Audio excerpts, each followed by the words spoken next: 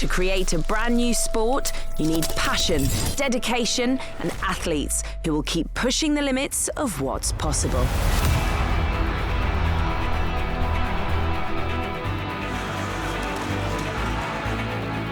Getting faster, smarter, and stronger with every run. Developing the sport every season.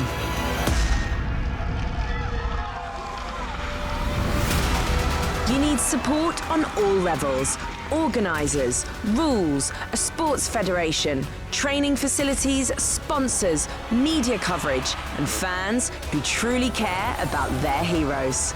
To create something new, something never seen before, something like Ice Cross Downhill.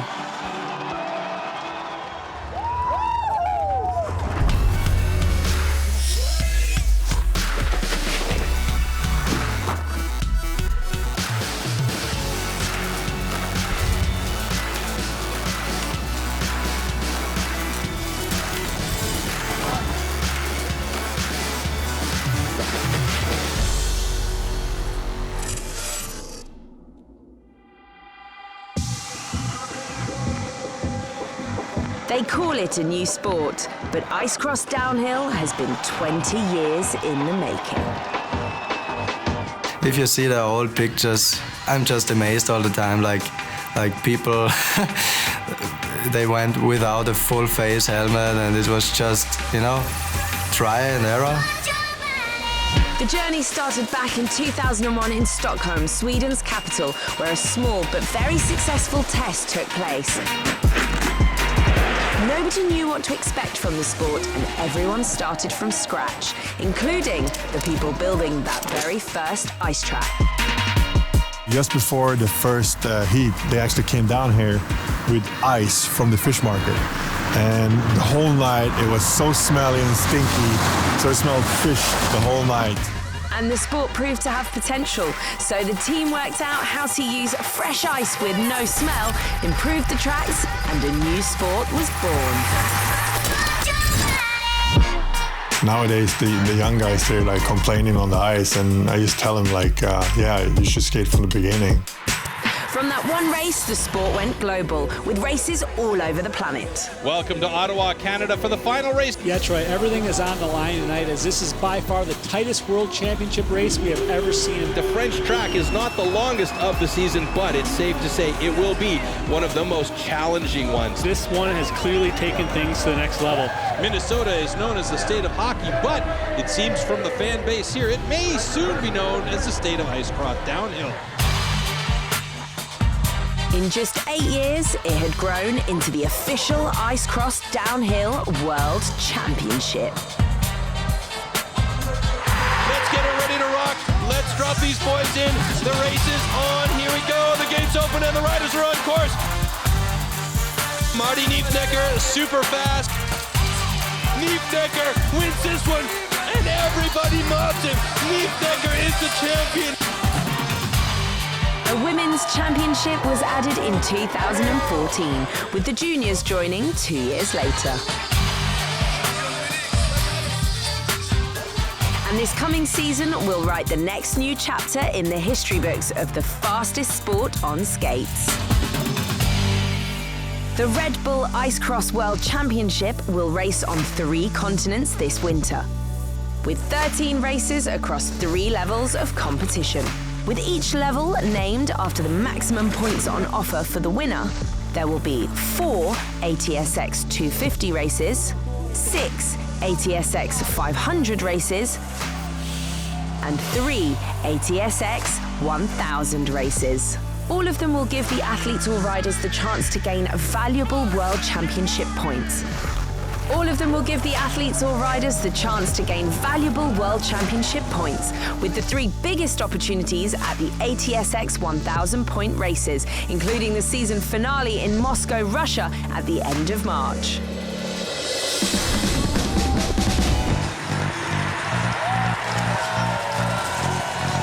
The rules are the same across the sport.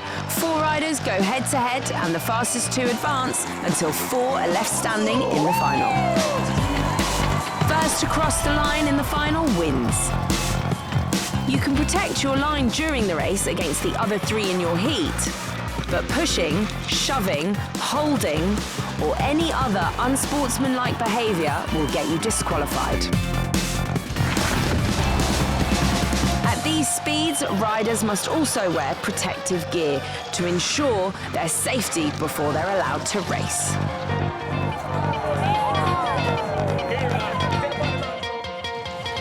To get started in the sport, you need a great sense of balance and strong skating skills.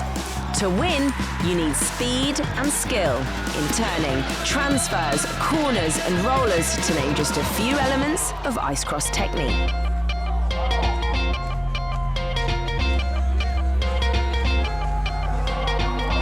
You'll get your first taste of international racing at an ATSX 250 event. The courses are less technical, so you can start to get a feel for the sport and watch some of the top riders in action. Once you're good enough, you'll start scoring points, and that will allow you to register for the next levels of the sport, from the 500 to the 1,000 point events.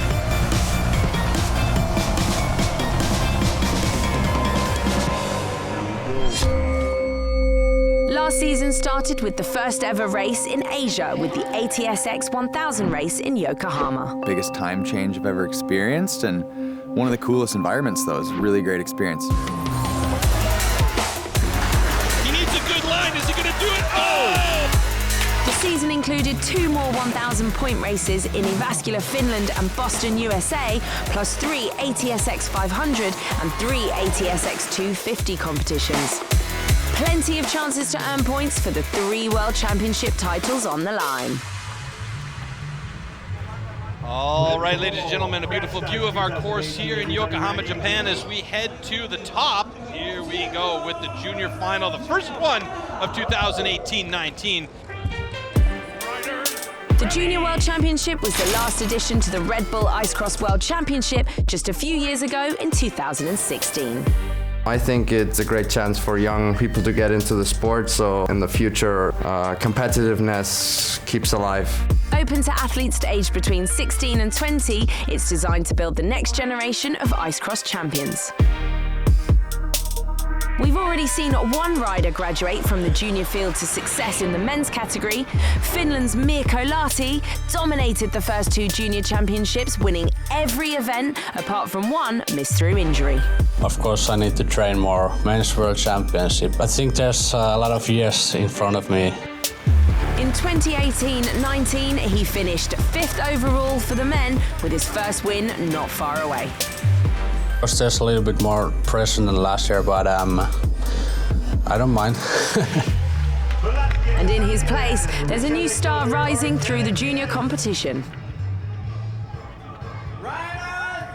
Jojo Velasquez from the USA, Joni Saarinen from Finland, Theo Richlet-Chadour from France, and Leo Kalekis from France. Joni Saarinen and Jojo Velasquez holding down those 2 middle spots, and they both have a dead even shoulder-to-shoulder heat going here. Jojo Velasquez just gets a slight advantage going to that BF Goodrich tire turn. Coming down to this really tricky drop up and down table section around that corner drop, and Velasquez with a slight advantage, and it looks like Joni Saarinen has been relegated back to 4th place, crashing. Let's see, Kalekis is sitting in 3rd. Richlet-Chadour and Jojo Velasquez gonna get this one. Chadour 2nd place. Joni Saarinen is gonna get 3rd just by the hair of his chinny chin. Leo Kalekis is super happy about getting across that finish line there, and Jojo Velasquez gets mobbed by the other American guys. I'm excited to take it all the way. And that he did. In Finland, he had to settle for 2nd, but in Boston, he was unbeatable again and took home his first World Championship title in the junior category. It's all a learning experience, so you'll see me in the future on some more podiums for sure.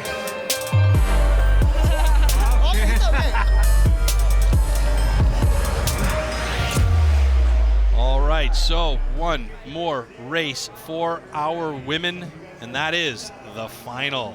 Amanda Trunzo Jacqueline Legere. These two battled all year last year. Amanda got the better of Jacqueline and won the World Championship title. Women have always been part of the sport, but in 2015, they were given their own World Championship title. Woo!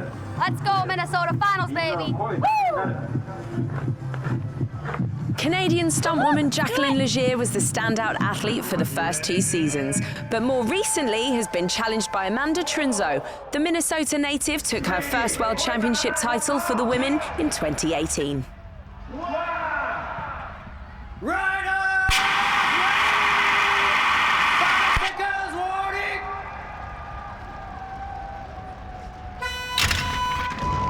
Great start by all 4. Look at that, Miriam Trepagny with a fantastic start out of the gate. Her gate starts have gotten so good. Amanda Trunzo makes her way around the backside into the BF Goodrich tire turn and takes the lead. Miriam Trepagny sitting in second place. Jacqueline Legere trying to find a line past the bigger Trepagny. Veronica Vindish goes down just at that right-hand turn drop. Amanda Trunzo still with the lead now. Jacqueline Legere in second place. Miriam Trepagny trying to find that second place back. She's going to have to work hard over the rising sun bridge. It's going to be a battle for second place here. And Amanda Trunzo takes the first win of the season. Jacqueline Legere gets second place. Miriam Trepagny with third and Veronica Vindish with fourth. And there you go, ladies and gentlemen. Congratulations to the top 3 women here in Yokohama, Japan at the opening event of the 18-19 season. Happy to be here and happy to win the first race in Asia. Trunzo also collected the maximum points at the next 250 event in Judenburg, Austria, and had the clear overall lead going into Finland. Riders ready? 5-second warning! A good start by all 4 of these women, and Anise Morin squeezes out Jacqueline Legere for second place just behind Amanda Trunzo. Anise Morin with great edge work, and Jacqueline Legere is, she's struggling a little bit now. She's well back and forth behind Miriam Trepagny through the Nissan chicane. Amanda Trunzo solid on those edges, solid skating. Anise Morin right there, keeping a close eye on the line. We have Goodrich rock drop. Trunzo easily manages it. Anise Morin right there as the 2 front runners open up a huge gap on on Jacqueline Legere and Miriam Trepagny. Surprised to see Jacqueline Legere so far back. Amanda Trunzo, a nice lead now on the rest, but Anise Morin not giving any space at all to Amanda Trunzo, pushing hard across the finish line. Oh my goodness, how close was that? Anise Morin keeps pushing hard to the finish. Miriam Trepagny loops out just at the finish line, and there comes Jacqueline Legere. That's a disappointing run for Jacqueline, the back-to-back world champion. Trunzo, the reigning world champion, wins this one here. So she's got 2 ATSX 1000 wins. That was a really good heat. You have the top 4 women in the world right there. So to come out on top, can't be more proud. And of course, she didn't slow down in Boston. All right, here we go on course with our women's final. Great start again by Amanda Trunzo. Trunzo's got this one. She wins it. Boston is hers. Feels amazing to take it on home soil here in Boston. 2 500-point events remained, and in Mont du Lac, she won again to set up a perfect season. Yeah, you know, the plan doesn't really change here in Lassar. I want to end the season on top and make it a perfect season. Her World Championship title was safe, but winning every race contested in a season would be something for the history books. My consistency was there all year long. I made every single final, won every race up until this point, and still made that podium, so consistency was key. All right, and there you see Cameron Nas getting himself up to the top of that start platform. Just hiking up this thing is also tiring. There's no elevator for these guys. And then we have the original World Championship category, the Elite Men. Martin Niefnecker won the first Men's World Championship back in 2010, and in the following seasons, 2 new names emerged from the pack. Kyle Croxall from Canada and Arttu Pialainen from Finland. And Arttu Chipelainen will cross the finish line as your next world champion. More recently, Kyle's younger brother Scott has taken over at the top. His toughest challenge comes from his greatest rival and good friend, two-time world champion Cameron Nars of the USA.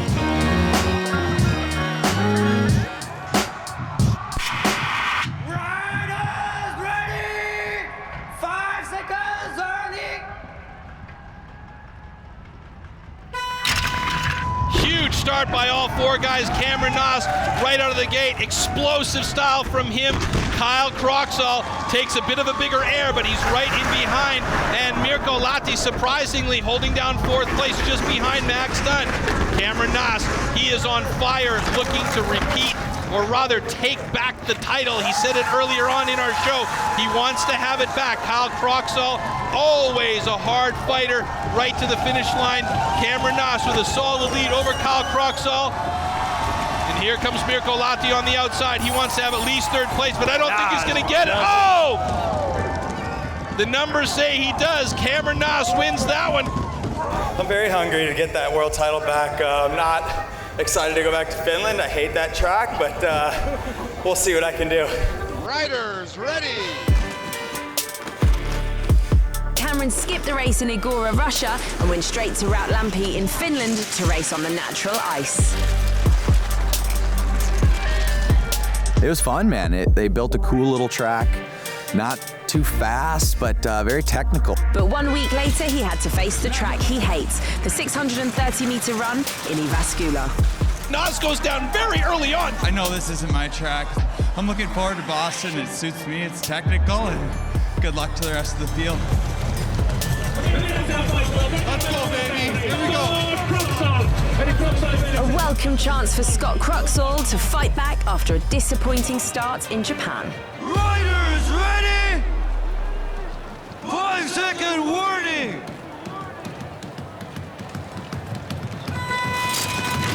Big start by Scott Croxall. He's got that inside line locked up. Mirko Lahti right there with him. Luca De Lago sitting in third place right now, trying to block out big Kyle Croxall. Kyle Croxall making a great line on the inside, though. He takes over the lead ahead of Luca De Lago, excuse me. Mirko Lahti now sitting in second place. Oh, Scott goes down! Scott goes down early in the Nissan chicane. That leaves it wide open for Mirko Lahti, who could well take the win here for the first time. And it will be a first big win for him in the senior level. But he's got Kyle Croxall right there with him. As I said earlier on, these two guys are very similar. Kyle looking for that line, and he may well find it. Here comes Luca De Lago. He is sneaky, he is fast, he is tricky, and he is good to go. And Scott Croxall can't find it. He goes down earlier, and Kyle Croxall makes the pass on the inside, and Kyle Croxall's got a win. He has got the 1,000 points here in Jyväskylä. Mirko Lahti was so close, but he'll have second place. That is a huge goal for Kyle Croxall right now, and an absolute fantastic win, which means Kyle Croxall should take over the lead in the overall standings. And Scott Croxall, disappointed, he just lost his footing in all that snow-covered ruts. Coming into this season, I've trained as hard as I could, feeling great this season, so happy to be here and take first place in Jyväskylä. Coming into Boston, both Croxall brothers were out to stop Cameron from taking his third World Championship title. Boston was really fun. Having the new event in a stadium, especially Fenway Park, the most historic ballpark ever, it was really fun. I had a lot of nerves, a lot of stress. I had lots of friends and family at the event, but have fun, race my race, and enjoy it, and that's what I did. Go Nas! Let's go Nas! Let's meet our four contestants one-on-one. In that white and yellow sleeve jersey is Luca De Lago. We know he's very fast out of the start. He's got some greasy moves through the corners.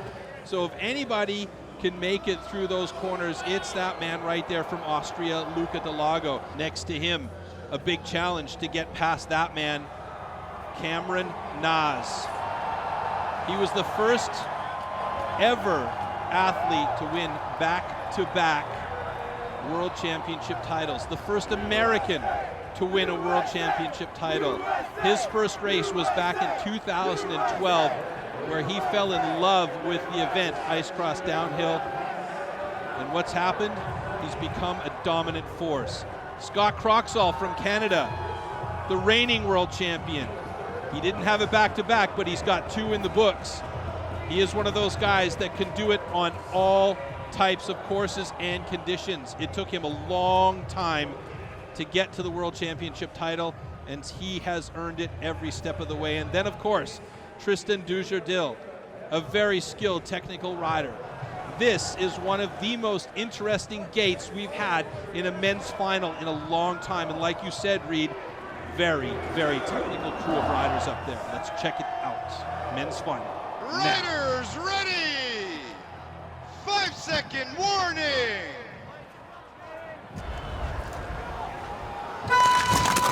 And you can see the explosive start by Cam Naas. He saved it all for this one. Scott Croxall squeaks in there right behind him. Luca De Lago trying to find that line as they go under the bridge. Cam avoiding that big gash in the deck of the ice. Cameron, Scott Croxall, 1 and 2 around the BF Goodrich tire turn. Luca De Lago holding down third. Here's where it's going to get interesting. Luca De Lago trying to find a line on the inside on Scott Croxall. Nice pass. Over the goal. And Luca comes in. Luca De Lago does a second place with a fantastic pass on the inside of Scott Croxall, but Cameron Naas wins this one. I told you there was going to be a show. I was hungry for this one, and last week hurt, so this feels great. After his second 1,000-point event win, Cameron had a good lead going into the last 2 races of the season. Mont-du-Lac was another interesting track in that final. It was really tight. Marco and I were stride for stride all the way to that last feature. Gave it all I had to the finish line and walked away with 500 points. Cameron Naas with a very good gate start. Hasn't been the fastest guy out of the gate, so he's obviously been saving that. He is well out in front. Dominant win in Lassar, and Naas became the sport's first ever 3-time world champion. My body's a little beat up right now, so obviously a few weeks off again, and then I'll definitely be training. I'll definitely be back again next season. Hopefully we have some more stadium races, some more cool venues just like Japan, and I'm looking forward to it. The sports just seems to keep growing, and I hope I can just stick along, have fun, and I don't know, be a big part of it. In March, we will again crown 3 world champions. More races, more athletes, a new look and feel, and new tracks to conquer. The 2019-2020 Red Bull Ice Cross Downhill World Championship season is set for an exciting new season. So what do we have to look forward to in 2019-2020? In the women's event, all eyes are still on Amanda Trinzo. After an almost perfect season last winter, she's the clear favourite and has spent the off-season preparing for her title defence. Amanda Trinzo still with the lead now. Jacqueline Legere in second place. You know, I'm going to be giving it my all out there and hoping to take it home. She'll face a strong challenge from 2-time world champion Jacqueline Legere. Jacqueline Legere looking super solid. It looks like she is going to repeat. And the dark horse, the fast-improving Anaïs Moron, the Swiss rider won the season finale last time around and has spent the summer stepping up her skill levels. I'm taking it step by step, and maybe that's the one for me. But she's not the only one with potential. Miriam Trepanier was just a bit better on her line choice around those corners. Oh! And Maxi Plant takes out Tamara Mavison. Here comes Veronica Vindish, who's been amazing last year.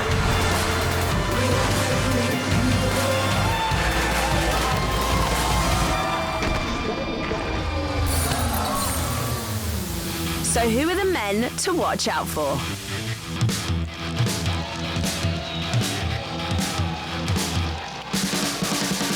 The clear favourite has to be the reigning world champion, America's Cameron Naas. I'm going out there, I'm gonna win time trials, I'm gonna win every single hole shot. My goal is to stay consistent, stay on my feet, and just race confident out there and enjoy this. But he will be chased again by the 2 Croxall brothers. After 11 seasons, 2012 world champion Kyle has proved that he is still a man to watch. Yeah, it's great. I mean, if we can keep it in the family, that's great, but we're both going to battle it out as hard as we can. You know, we both want that win. As long as one of us gets it, that's great, but I think it's my year. And Scott, the 2018 world champion, had a frustrating winter last time around, but he'll be hungry for redemption. Here we go, final encore. Scott Croxall, Cameron Ass battling hard. Scotty super clean with Dunn hot in his heels. But they're not the only riders challenging for wins this season. Austria's Luca De Lago is chasing his first overall title, and two-time junior world champion Mirko Lahti wants his first win in the elite category. I just focus on the next race and try to do my best and not think about too much on the championship. Alongside them, there are plenty of others with finals experience. Oh yeah! The temperatures are dropping and the blades are sharpened. It won't be long until we hear... Riders ready! 5-second warning!